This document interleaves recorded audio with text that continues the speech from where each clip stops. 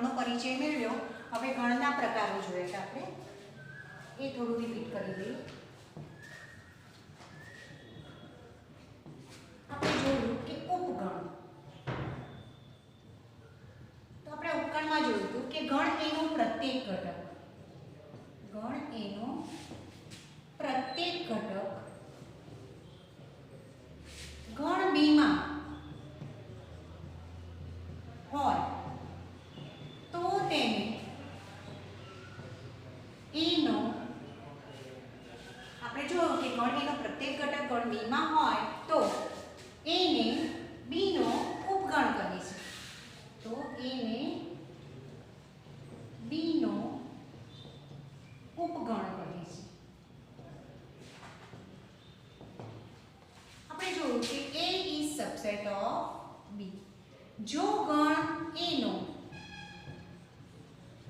કોઈ ઘટક B માં ન હોય,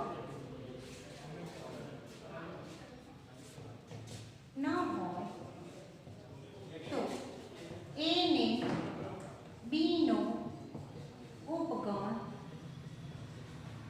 ન કહેવાય.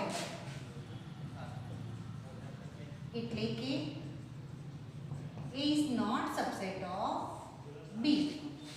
આપણે જોયું હતું કે ઉદાહરણ તરીકે, દાખલા તરીકે A બરાબર XYZ, B બરાબર XYZ PQ, તો A is subset of B. પરંતુ A બરાબર PQR અને B બરાબર PRST, Q is not belongs to B, તો A is not subset of B. એટલે કે A એ B નો ઉપગણ નથી. ઉપગણ પછી આપણે જોઈએ કે ગણના પ્રકારોમાં આપણે જોઈએ કે ખાલી ગણ, એકાકી ગણ, એ બે પણ જોયા હતા આપણે.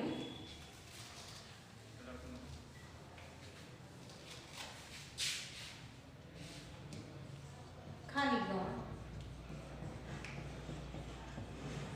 એકાકી ગણ. ખાલી ગણમાં જોયું કે જે ગણમાં એક પણ સભ્ય ન હોય, એક પણ સભ્ય ન હોય તેવા ગણને શું કહેવાય? ખાલી ગણ કહેવાય. એકાકી ગણ કે જે ગણમાં એક સભ્ય હોય, એક જ સભ્ય હોય, તેને એકાકી ગણ કહે છે.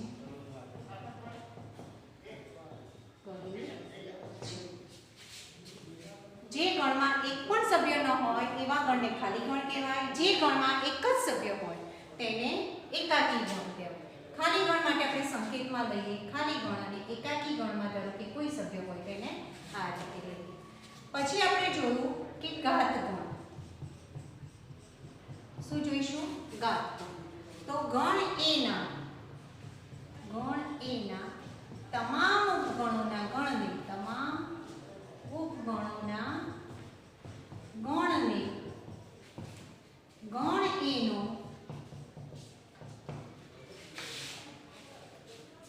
એનો ઘાત ગણ કહે છે. ગણ એના તમામ ઉપગણોના ગણને ગણ એનો ઘાત ગણ કહે છે. તેને સંકેતમાં P of A વડે દર્શાવાય છે. દાખલા તરીકે A બરાબર XY, તો એનો ઉપગણ લઈએ તો ઉપગણ એટલે કે એમાં કેટલા ઘટકો છે? 2 ઘટકો. તો તેના ઉપગણમાં 2 ની 4 ઘાત, 2 ની 2 ઘાત એટલે કે કુલ 4 ઘટકો થાય. દાખલા તરીકે ખાલી ગણ, ગણ પોતે XY અને X અને Y. તો આ શું થઈ ગયું કે P of A. તો દાખલા તરીકે a બરાબર xy, a માં કેટલા ઘટકો છે? 2 ઘટકો.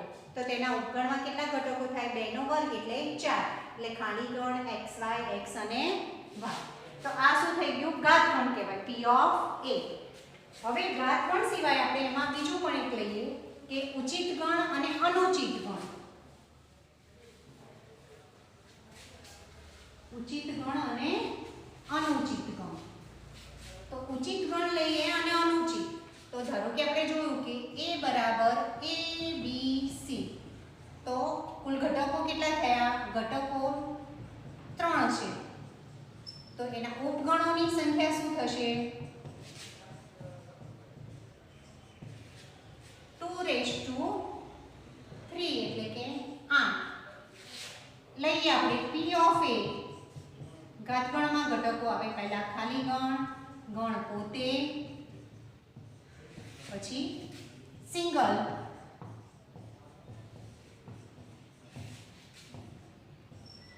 બે લઈએ આપણે.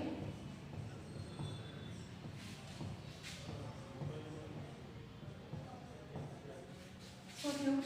2 3 4 5 6 7 અને 8. એટલે કે એના ઘાતગણ કેટલા થયા? હવે ઉચિત લઈએ અને અનુચિત ઉપગણ. તો ઉચિતમાં આ બધા શું આવશે? ઉચિત. અનુચિતમાં 2. એટલે કે એ રીતે ઉચિત અને અનુચિત ગણ આપણને એ ખબર પડવી જોઈએ. ઘાતગણ કર્યા પછી આપણે એના અંતરાલો લઈએ કે ગણમાં કોઈ પણ વસ્તુ આપણે લઈએ તો અંતરાલ કેવી રીતે લઈએ?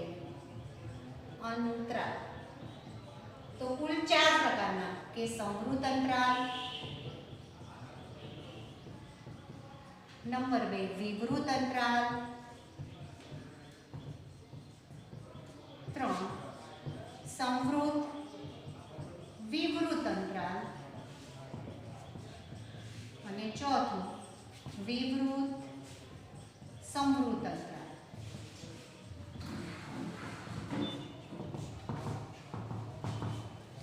વિદ્યાર્થી મિત્રો, સમૃદ્ધ અંતરાલ, વિવૃત અંતરાલ, સમૃદ્ધ વિવૃત અને વિવૃત સમૃદ્ધ. સમૃદ્ધ અંતરાલ લઈએ તો આપણે જાણીએ છીએ કે એને ક્લોઝ ઇન્ટરવલ કહેવાય. Close interval. વિવૃતમાં ઓપન ઇન્ટરવલ. સમૃદ્ધ વિવૃત એટલે ક્લોઝ ઓપન ઇન્ટરવલ.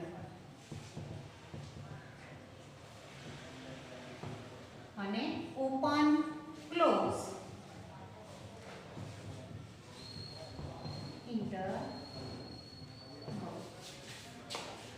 થઈ ગયું. હવે એને સમજવા માટે લઈએ કે આપણે સમૃદ્ધ અંતરાલ, ધારો કે આપણે નાના હતા 8મા ધોરણમાં ત્યારે સંખ્યા રેખા શીખી ગયા છે કે આપણે જાણીએ છીએ કે સંખ્યા રેખા આપેલી હોય બરાબર. તો સમૃદ્ધ અંતરાલ એટલે કે ધારો કે આપણે લઈએ કે 0 થી 3 સુધી. તો 0 is less than or equal to x is less than or equal to 3. એટલે કે જે એના અંત્ય બિંદુઓ છે એનો સમાવેશ થાય. એટલે એને આપણે લઈએ તો આ રીતે 0 3. જ્યારે લખીએ ત્યારે x belongs to close interval 0 3. એટલે કે x ની કિંમત 0 અને 3 ની વચ્ચે, 0 હોઈ શકે, 3 હોઈ શકે અને એની વચ્ચેની કોઈ પણ હોઈ શકે. એટલે x belongs to ક્યાં આવે? r આવે. એવી રીતે જ્યારે આ કોના માટે? સમૃદ્ધ અંતરાલ માટે. વિવૃત અંતરાલ લઈએ તો વિવૃત માટે 0 is less than x is less than 3. એટલે ઓપન ઇન્ટરવલ 0 3. તો x belongs to 0 3. એટલે કે 0 અને 3 આવી શકે નહીં, પણ 0 અને 3 ની વચ્ચેની બધી વાસ્તવિક સંખ્યાઓ ક્યાં આવે? વિવૃત અંતરાલમાં આવે. સમૃદ્ધ વિવૃત લઈએ અંતરાલ ત્યારે પહેલું શું છે? સમૃદ્ધ. તો 0 is less than or equal to x is less than 3. એટલે કે 0 નો સમાવેશ કરાય પણ 3 નો ન થાય. એટલે કે x belongs to 0 close 0 3 એટલે શૂન્ય લઈ શકાય પણ 3 લેવાય નહીં. અને છેલ્લે આવે વિવૃત સમૃદ્ધ અંતરાલ. તો કે આપણે વિવૃત સમૃદ્ધ અંતરાલ લઈએ તો શું લઈએ 0 is less than x is less than or equal to 3. તો શું થાય કે ઓપન ક્લોઝ એટલે કે 3 નો સમાવેશ થાય પણ શૂન્યનો થાય નહીં. 0 અને 3 વચ્ચેની અને 3 આવે તો આ અંતરાલના શું થઈ ગયું પ્રકારો કે પ્રત્યેક x બિલોંગ્સ ટુ r એટલે કે કોઈપણ વાસ્તવિક સંખ્યાઓ માટે સમૃદ્ધ અંતરાલ તો એને શું કહીએ ક્લોઝ ઇન્ટરવલ. વિવૃત અંતરાલ એટલે ઓપન ઇન્ટરવલ અને સમૃદ્ધ વિવૃત અંતરાલ એટલે કે ક્લોઝ ઓપન ઇન્ટરવલ અને વિવૃત સમૃદ્ધ અંતરાલ એટલે ઓપન ક્લોઝ ઇન્ટરવલ. તો એને આ રીતે આપણે સમજાવી શકીએ. હવે આપણે ખાલી જગ્યાઓ લઈએ ત્યારે આપણે કહી શકીએ કે કેવી રીતે એનો સમાવેશ થાય અને એ આપણે જોઈ શકીએ.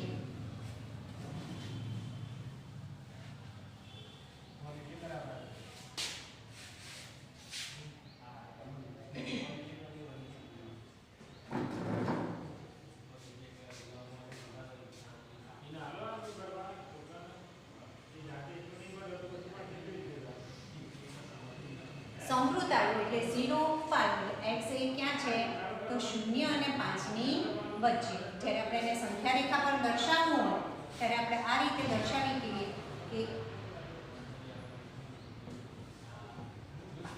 તો x ની કિંમત પ્રત્યેક x બિલોંગ્સ ટુ r માટે x એ ક્યાં હોય તો 0 થી એટલે કે અહીંયાથી અહીંયા 5 સુધીની કોઈ પણ વાસ્તવિક સંખ્યાને ધારણ કરી શકે. એને આપણે શું કહીએ સમૃદ્ધ અંતરાલ. જ્યારે ઓપન આપ્યું હોય કે 0 થી 4 તો આપણે જાણીએ છીએ કે આ 0 1 2 3 અને 4 તો શું થાય કે પોલું વર્તુળ આવે એટલે 0 પણ ના આવે અને 4 પણ ના આવે. તો 0 અને 4 ની વચ્ચે કોઈ પણ વાસ્તવિક સંખ્યા x એ ધારણ કરી શકે.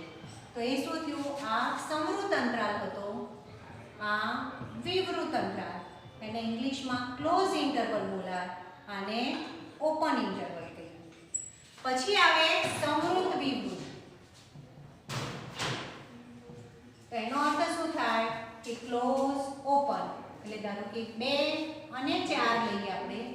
શું લઈએ 2 અને 4.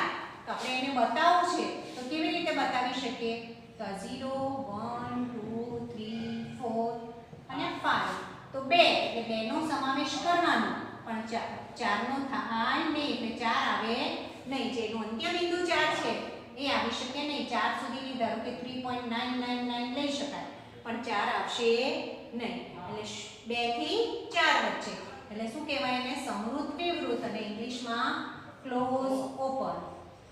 પછી આવે વિવૃત સમૃદ્ધ. તો આપણે એક ઉદાહરણ લઈએ કે ધારો કે 1 થી 5. શું લીધું 1 થી 5. આપણે જાણીએ છીએ કે 0 1 2 3 4 અને 5. તો ઓપન એટલે 1 નો સમાવેશ કરવાનો નહીં પણ 5 નો થાય એટલે શું કહેવાય કે ધારો કે આપણે એવું કહીએ કે 1.1 તો 1.1 થી 5 સુધી લેવાય પણ 1 લેવાય નહીં. એનો સમાવેશ થાય નહીં અને એને ઇંગ્લિશમાં ઓપન ક્લોઝ કહીએ. શું કહીએ ઓપન ક્લોઝ ઇન્ટરવલ. તો આ રીતે અંતરાલના પ્રકાર છે ઇન્ટરવલ અને એને બતાવીએ તો આ રીતે કે ધારો કે ક્લોઝ આવે તો આપણે લખ્યું કે x belongs to close interval ab. તો એનો અર્થ શું થાય કે x ની કિંમત એ a અને b ની વચ્ચે અને a અને b પણ હોઈ શકે. પછી આપણે લઈએ કે x belongs to open interval ab. તો a less than x less than b એટલે કે a અને b અંત્ય બિંદુ આવે નહીં અને એની વચ્ચેની જે સંખ્યાઓ છે એ લઈ શકાય. પછી x belongs to close open એટલે એનો અર્થ શું થાય કે a લઈ શકાય પણ b લઈ શકાય નહીં. અને પછી છેલ્લે કે open interval open close interval a open b close તો એનો અર્થ શું થાય કે a less than x less than or equal to b. તો આ આપણે શું જોયું કે અંતરાલના પ્રકાર. તો વિદ્યાર્થી મિત્રો આપણે જોયું અત્યાર સુધી શું જોયું કે પહેલું જોયું કે ગણ. તો ગણ એ શું કહીએ છીએ આપણે કે સુનિશ્ચિત સંખ્યાઓનો સમૂહ છે. પછી ગણને દર્શાવવા માટે આપણે બે રીતો જોઈ કે ગુણધર્મની રીત અને યાદીની રીત અને એ પત્યું. પછી ગણના પ્રકારો કે ભાઈ પ્રાકૃતિક સંખ્યાઓનો ગણ પૂર્ણ સંખ્યા, બરાબર, NZ, NWZ, Q, T અને R. એ બધું પછી આપણે ગણના પ્રકારોમાં જોયું કે ઉપગણ કોને કહેવાય, ખાલી ગણ કોને કહેવાય, એકાકી ગણ કોને કહેવાય, બરાબર, અને ઘાત ગણ કોને કહેવાય કે જે ઉપગણો હોય કોઈ પણ ગણના તો એ કેવી રીતે આપણે લખી શકીએ. હવે પછીનામાં આપણે યોગ ગણ, પૂરક ગણ ને બધા વિશે શીખીશું. નિલેશભાઈ, ઓ નિલેશભાઈ,